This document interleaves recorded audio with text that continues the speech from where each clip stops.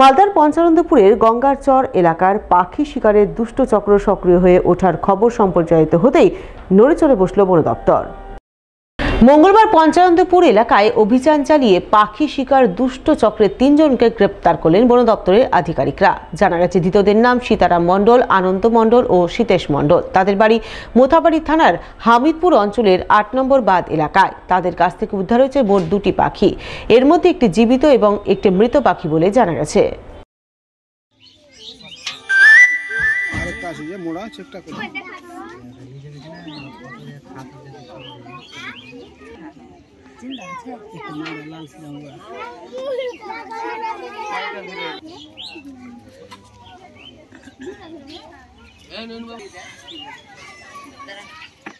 সংঘের কাজকর্মে বেনিয়ম ও দুর্নীতির অভিযোগ। আর এই অভিযোগে সংঘের 2 নেত্রীকে সংঘ থেকে বাদ দেওয়ার দাবিতে সোচ্চার হলেন সংঘের অন্যান্য মহিলারা। 2 দলনেত্রীকে ঘিরে বিক্ষোভ দেখালেন মঙ্গলবার।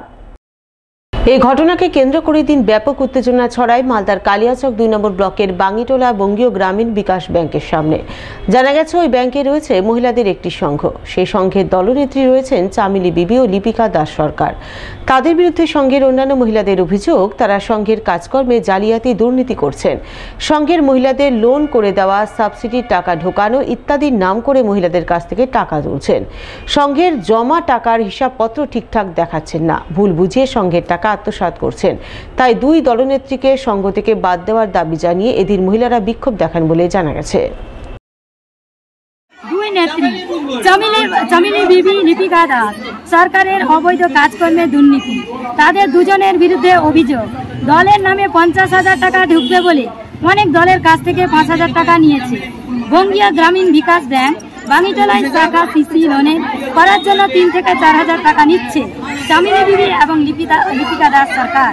সিসি লোনে যেসব দল ভালো লেনদেনের জন্য 10,000 টাকা ছাড় পাচ্ছে, তাদের কাছ থেকে 8,000 টাকা নিচ্ছে আর দলকে বলছে 2,000 টাকা দিচ্ছে এবং বলছে এই টাকা আমরা ঢুকিয়েছি।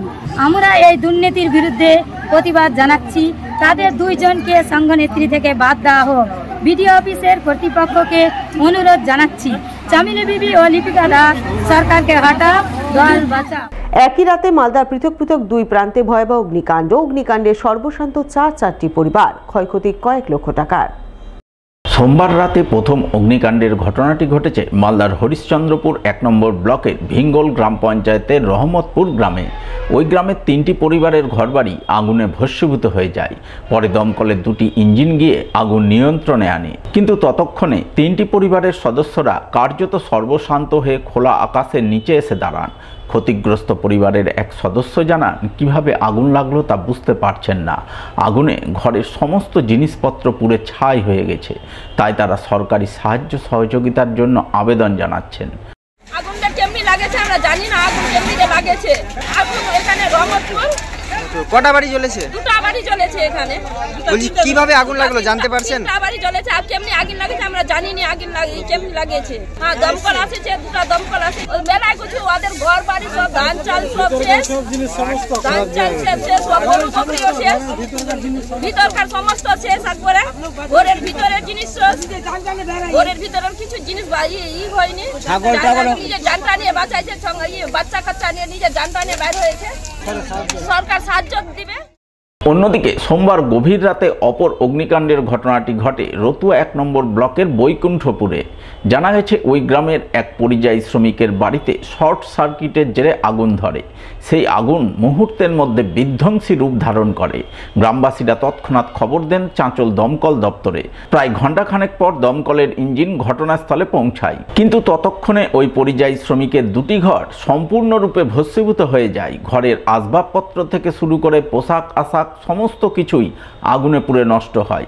ফলে পরিবারটি চরম অসহায় অবস্থায় পড়ে। তারা সরকারি সাহায্য সহযোগিতার জন্য করুণ আবেদন জানান। এসে বেটা একটু ঘুমিয়েছে আর আগুন উঠে গেছে। আপনি কি এই ঘরে ঘুমিয়েছিলেন? আমি এইখানে ছিলাম, বেটা সব দিন এখানে থাকতে জ্বালাতে। ওই বেটা কিচ্ছু বাইর করে 2টা কামাল বাইর করেছে টেনে, আর আমি একটা পতি দিয়ে বাইর হলাম। পতি আর পড়ে গেছে, ওখানে মরছি। দাদি বাইর মরে যাবি এই পতিটা বাইর করলো। রাত্রিবেলা আমার মা ডাক দেয় যে আগুন লেগেছে। 3টার পরে আগুনটা লেগেছে। কিভাবে লাগলো সেটা বলতে পারছি না।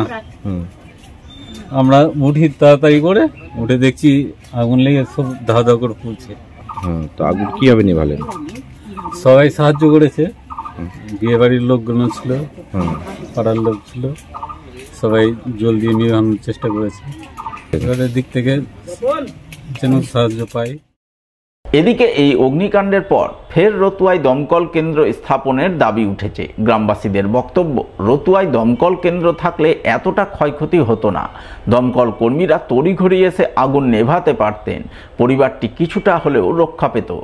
কাল রাত 2:30টার সময় শর্ট সার্কিট হয়ে এখানে আগুন লেগে যায়। আগুন লেগে 2-3টা বাড়ি এখানে পুড়ে যায়।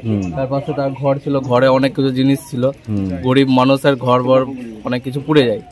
তো দমকল ফোন করা হয়, দমকলটা আসতে প্রচুর লেট করে যায়, মোটামুটি 1-1.5 ঘন্টা। গ্রামবাসী তৎপরতায় সবাই এসে জল দিয়ে হোক বা আর কিছু করে হোক আগুনটা নিয়ন্ত্রণ নিয়ে আসে।